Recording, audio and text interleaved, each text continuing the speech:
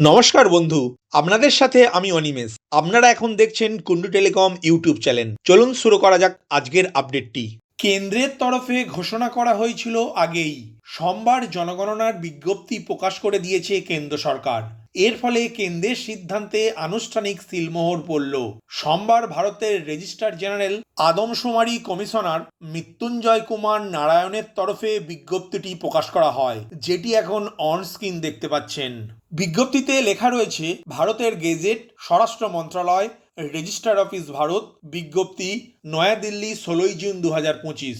S O 2681 1948 সালের আদমশুমারি আইনের ধারা 3 দ্বারা প্রদত্ত ক্ষমতা প্রয়োগ করে এবং 2019 সালের 26 মার্চ তারিখে ভারত সরকারের স্বরাষ্ট্র মন্ত্রণালয়ের ভারতের রেজিস্ট্রার জেনারেল কার্যালয় থেকে ভারতের গেজেটে প্রকাশিত 2 নম্বর পার্টের 3 নম্বর ধারার 2 নম্বর উপধারার বিজ্ঞাপন নাম্বার এসও 1455 বাতিল করে 2019 সালের 28 মার্চ। এই ধরনের বাতিলের আগে করা বা বাদ দেয়া বিষয়গুলি ব্যতীত কেন্দ্রীয় সরকার এতদ্বারা ঘোষণা করছে যে ভারতের জনসংখ্যার একটি আদমশুমারি 2027 সালে নেওয়া হবে।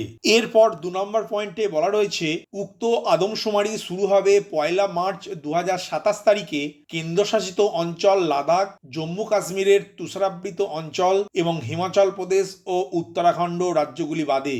3 নম্বর পয়েন্টে বলা রয়েছে, কেন্দ্রশাসিত অঞ্চল লাদাখ, জম্মু ও কাশ্মীর, হিমাচল প্রদেশ এবং উত্তরাখণ্ড রাজ্যের তুষারাবৃত অঞ্চলগুলির ক্ষেত্রে আদমশুমারি শুরু হবে 2026 সালের 1 অক্টোবর থেকে।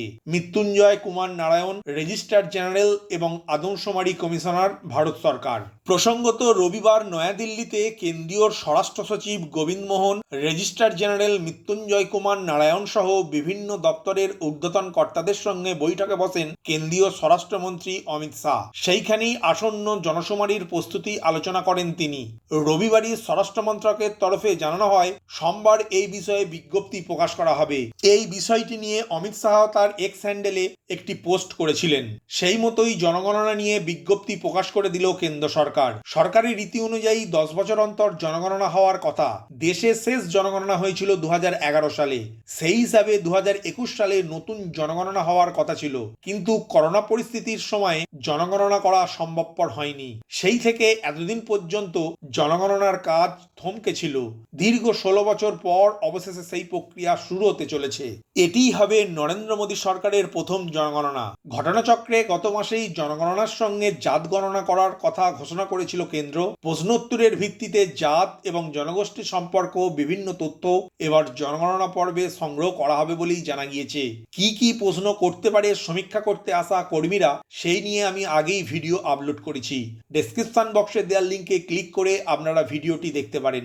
এখানে উল্লেখ করার মতো একটি বিষয় হলো, 2028 সালে জনগণনা সংক্রান্ত তথ্য প্রকাশ হবে। সরকারি সূত্রে জানা গিয়েছে, এবারের আদমশুমারিতে প্রায় 34 লক্ষ গণনাকারী এবং তত্ত্বাবধায়ক প্রায় 1,30,000 জনগণনা আধিকারিক নিযুক্ত থাকবেন। ভারতের বর্তমানে জনসংখ্যা আনুমানিক 140 কোটি ধরলে সেই হিসাবে জনপিছু গুনতির কাজে সরকারের ব্যয় হবে 90 টাকারও বেশি। আগামী জনগণনায় যা আনুমানিক খরচ ধরা হয়েছে 13,000 কোটি টাকা। ভিডিওটি প্রথম থেকে শেষ পর্যন্ত দেখার জন্য ধন্যবাদ। এই ইনফরমেটিভ আজকের আপডেটটি আপনার বন্ধু ও পরিচিতদের জানাতে বেশি বেশি করে শেয়ার করবেন, আর অবশ্যই কমেন্ট করবেন ভিডিও সম্বন্ধে আপনার কোনো ডাউট বা জিজ্ঞাসা থাকলে, এবং আপনার কোনো মতামত জানাবেন। ভালো থাকবেন, সুস্থ থাকবেন।